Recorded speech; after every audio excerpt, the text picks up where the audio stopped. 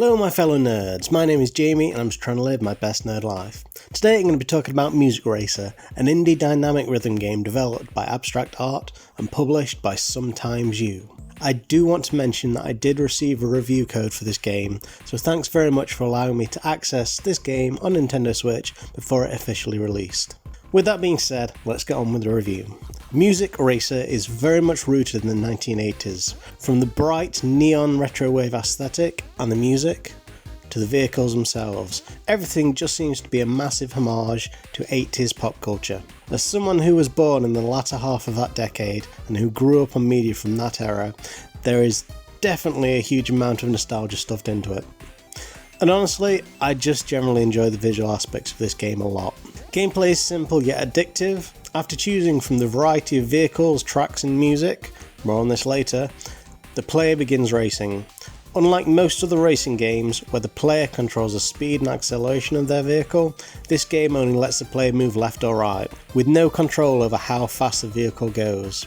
The only two things that can affect speed are obstacles, which the player can crash into, as well as the music. Hitting obstacles doesn't stop the car, but does break up the pace. As the tracks and vehicles are reactive to the beat of the music, the tempo of the music can affect how fast or slow the gameplay is. It's an interesting mechanic. Gameplay is fleshed out a little by being able to choose different modes. Standard is a basic game mode. Motor your way down a twisting and turning highway, collecting beats and trying to avoid obstacles. If you hit an obstacle in the road, your combo meter resets. Zen is the game's easy mode. Nothing changes except the obstacles are removed, so your combo meter just keeps giving you more beats. Hard mode brings back those obstacles and upgrades their lethality, ending your current run if you hit one of them. Cinematic mode is the last mode, and incidentally the first one that I tried, for no apparent reason other than I was interested to see what it does. This mode makes your vehicle autopilot down the highway. The player does not control the vehicle, no beats can be collected, but you can control the camera so you can get some really cool shots going around your vehicle spinning around.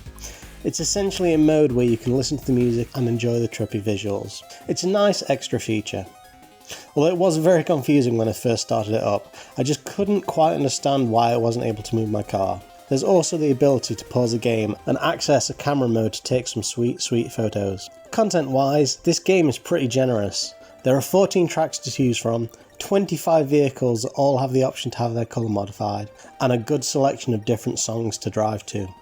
In the beginning, only a few tracks and vehicles are available to use, but all tracks can be driven from the start.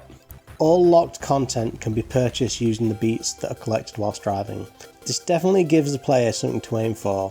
Whilst there are plenty of vehicles, including vehicles from Back to the Future, Tron, Knight Rider and Mad Max, they all function basically the same. Which is fine. When I'm zooming along on my light cycle through a trippy kaleidoscope of colour and sound, I don't really care too much.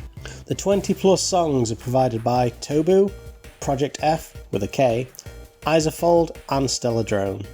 Whilst each song is well done, after a while they just seem to blend together.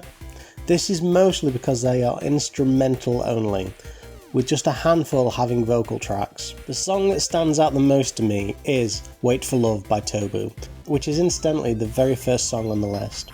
This one is definitely worth adding to your Spotify playlist for sure. I guess it's always smart to lead with one of your strongest songs. I do have two main complaints about Music Racer though. The first complaint is the total lack of a scoreboard. When the track is complete, stats are thrown up onto screen by the game, informing the player how well they have done. This includes how many stars you've been awarded, the amount of beats you've collected, think coins in other games, and the total combo score.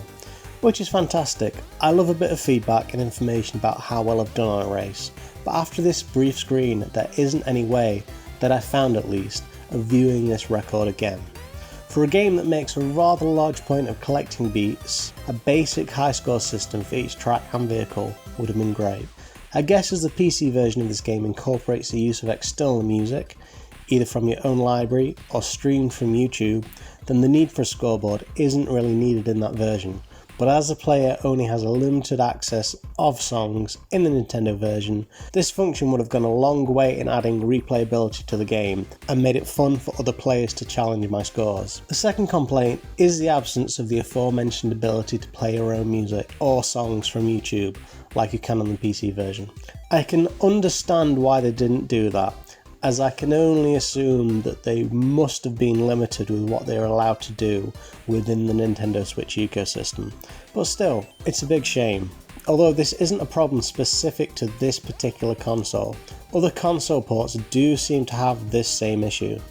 I guess my problem isn't that the fact that this feature wasn't included, as it may well be down to the limitations of the consoles. I just think that the creators of this game could have added a few extra features to compensate.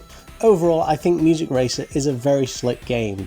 The visuals are well done, there's a decent enough amount of content, and the songs are catchy. The removal of one of the main features in the PC version is disappointing, and the lack of a scoreboard lessens the amount of replayability it has after all the unlockable content has been unlocked. Even though the lack of these features does trip the experience up a bit, it's definitely not game ruining in the slightest. I had some great fun zooming along the neon drenched tracks of this game, listening to the beat of the music. It was exhilarating to crest the top of a hill and go plummeting down the other side as the beat drops. I can definitely see myself picking up and playing this game every so often to complete a few tracks and collecting a few more beats. The tracks only take a few minutes to complete, and because of this, it's a damn good fit on the Nintendo Switch. It would be fantastic if, in a few weeks or months, Music Racer is patched to include a scoreboard. In any case, let me know your thoughts about Music Racer, driving cars in the 80s, or anything else Nintendo for that matter down below in the comments. As always, if you like this video, then comment, like and share it with your friends. And if you want to see more videos like this, then don't forget to subscribe. Thanks for your time.